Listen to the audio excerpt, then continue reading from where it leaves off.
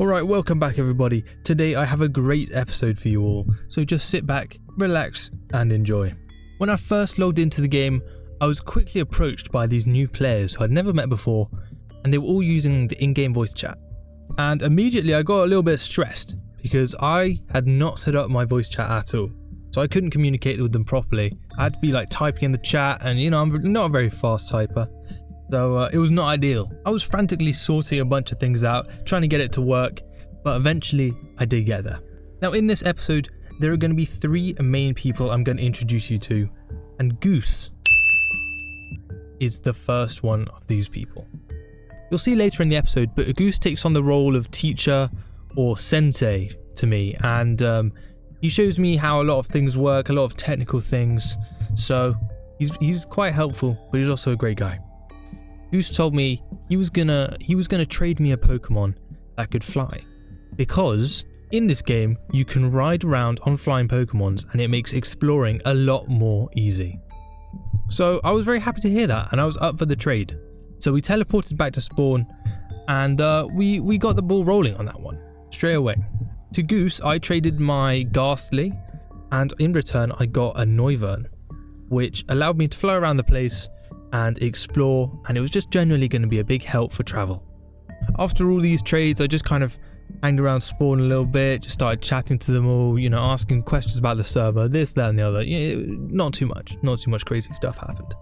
So at this point I'd done a few trades, and my team had basically completely changed around from what it was in the previous episode. Now after a bit more messing around in spawn, asking questions, they were showing off some cool big Pokemon to me. You know, just general stuff. I finally met Rage, who was the guy who had been sending me money before. Now Rage is a very good player, and he ended up helping me out with stuff later in the episode, and you know, he just generally was a good friend. But at the beginning, we were pretty much enemies. We immediately got into a battle, and you know, with my newly traded team, I thought, this is gonna be too easy for me. But I was pretty wrong, to be honest. I was pretty wrong. All of his Pokemon were like level 100, so he just wiped the floor with me. He just completely decimated my whole team, and they were all brand new, and I had no idea what to do. But you know, I'd take the loss. I'll blame on the fact that I've barely played this game. I'll blame on the fact that I've barely played this game. Okay, that's what it is. That's what it was. So it doesn't really count. It doesn't really count. After the intense battle, Goose told me that everyone was heading to the desert because apparently there was going to be a legendary spawn. So everyone wanted to catch a Groudon, which is a ground type, funnily enough, and he can only be found in the Desert Hills biome. So Goose took me and the rest of the gang to the Desert Hills biome, and we pretty much just waited around for a while. There wasn't too much going on, we just kind of chatted some more. But yeah, it was just, we just sat on this hill really. It was not like the craziest legendary hunt ever, actually. Now thinking about it. It was still good fun, After a bit of waiting around, we got a notification that there was a legendary that had spawned. So everyone started running around frantically. I had to chase some players around, but we finally found it. Turns out this player called Sarah had a legendary Hooper spawn on her. I'd never seen this Pokemon before. Apparently it was alright, pretty good. But yeah, so she was busy trying to catch it. And let me tell you, the audience, it really did take a minute, you know? This kind of guy, this guy didn't want to get caught at all. He was taking his time, you know, to get in the Pokeball. But she did eventually catch him, and all was good, and everyone celebrated, and everyone was happy. And it was a very good moment.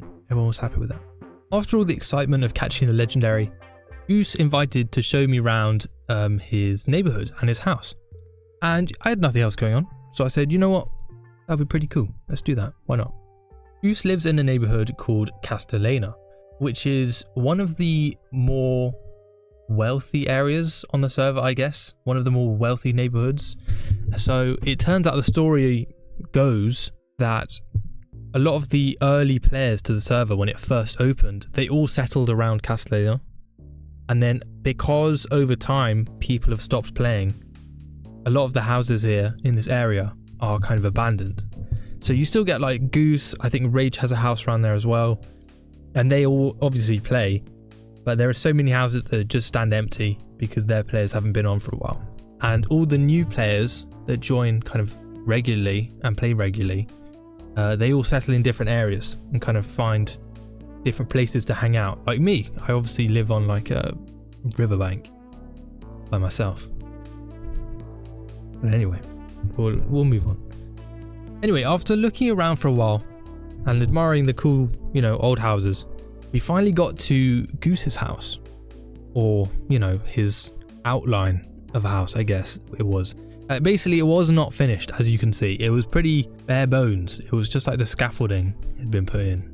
But it was still cool. It was massive. It was absolutely massive. So we did the only thing we could think of doing, which was climbing to the top. After scaling the entire building, we finally got to the top, and the view was alright actually, The only problem was there were a few clouds in the way because it was just so high, but also my render distance was not that big, I guess you would say. So I couldn't see like for miles.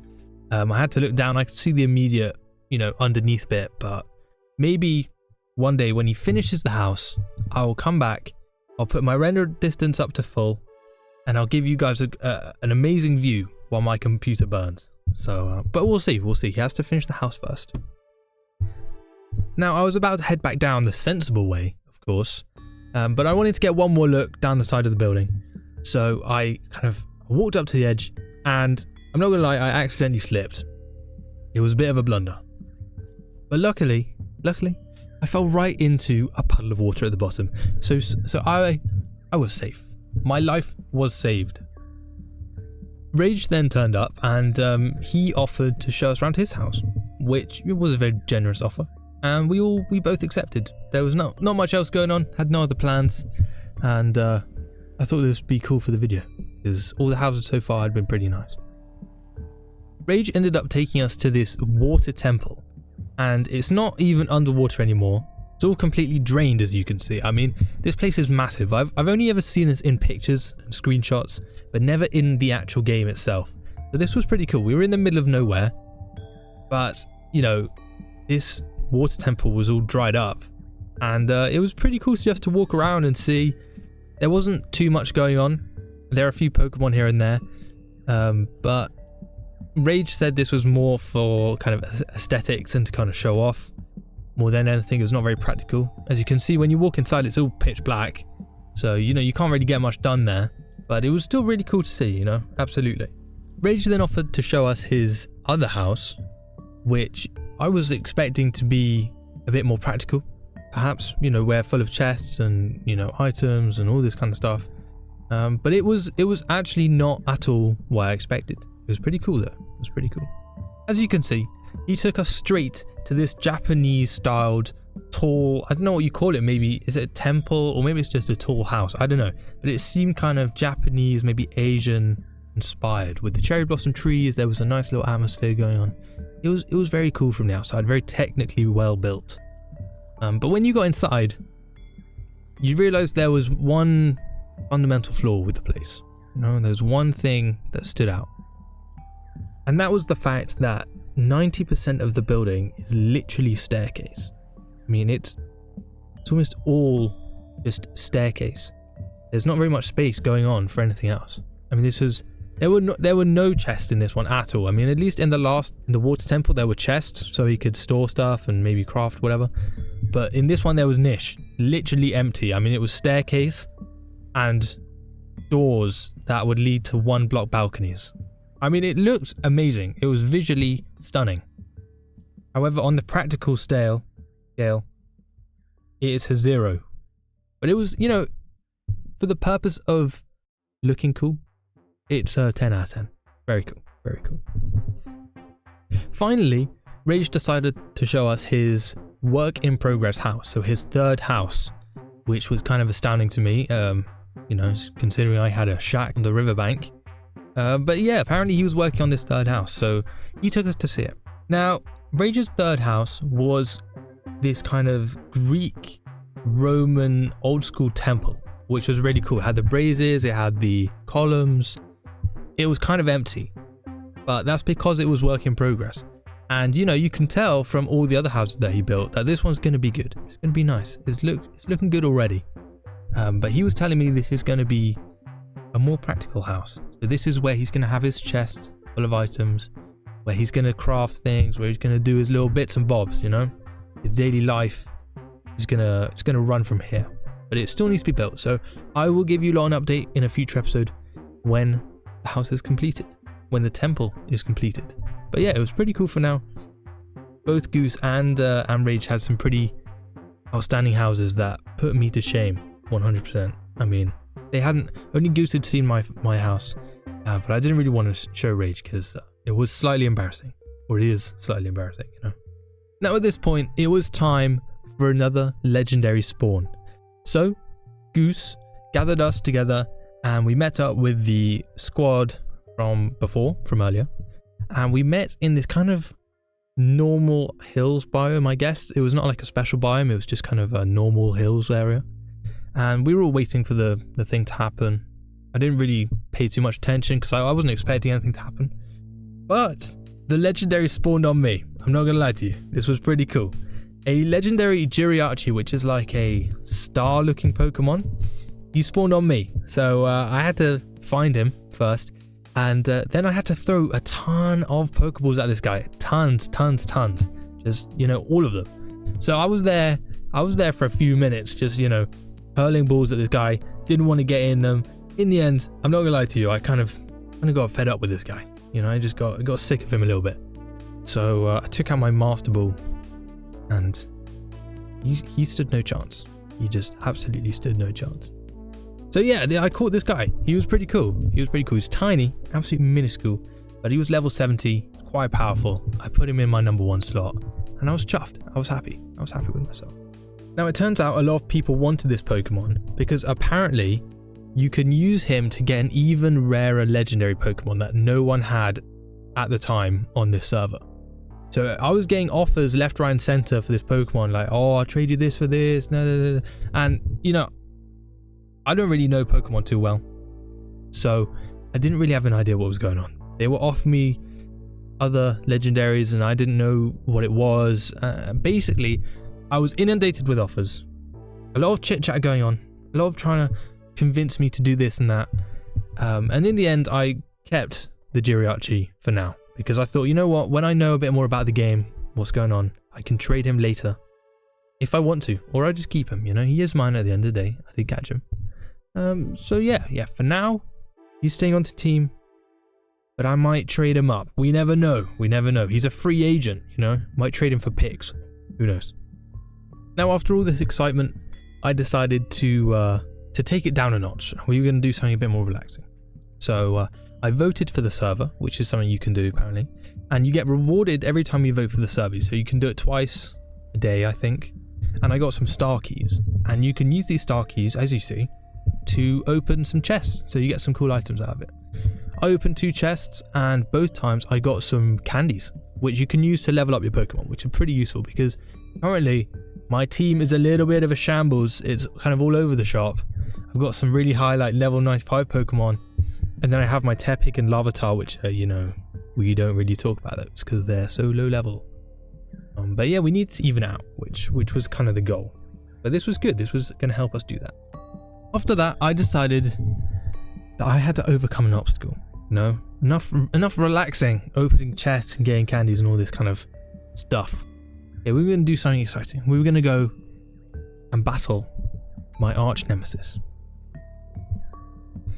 Of course, ladies and gentlemen, if you've watched episode 1, you know exactly who I'm talking about. There can only be one man who is my arch nemesis, and it is this guy. Standing here in the corner. He hasn't moved since our last battle. That's how scared he is of me right now. And he should be. He definitely should be. This guy, he makes my blood boil just even looking at him. But I started the battle and I was ferocious. I was relentless. And to be honest, I absolutely decimated him. Completely. I mean, there's not even any other way to put it. I can't even be nice. My crazy strong Pokemon that I traded for were just, you know, demolishing this clown. That's what it was. I didn't feel bad for him. I must be honest. But it wasn't nearly as close as I thought it was going to be. But hey, I still won. Still beat my arch nemesis. So now Now I'm on the hunt for a new arch nemesis. Hopefully I will find someone. As a reward for beating him, I got some candies, which were pretty cool. And I pretty much fed all of them, including the ones I got from the chest, to my Tepig, because I wanted to level him up as much as possible. Now, he did actually evolve into a Pignite, like you can all see, or kind of see, because at the time when he was evolving, the camera freezes, and there were a few trees in the way. So he did evolve, and it looked pretty cool. But this is what Pignite looks like in the game. Sorry I couldn't kind of get the evolution without the trees in the way, but it's pretty nice. It's pretty nice, you know, not bad. Of course, we're going for the full evolution, but this is a good little step. I also want to get Larvitar evolved fully, because that guy looks pretty sick. But we will have to do that in another episode, I'm afraid, dear audience, because there's only so much playing I can do in one go. Alright, well, dear audience, thank you very much for watching. Please leave a like, it would help out the channel. And subscribe if you like the content. I'll keep it coming, you know. Subscribe. But otherwise, it's probably time for you to go and watch a good YouTuber, you know. Someone actually half decent. Once again, I'll see you soon. And thank you very much.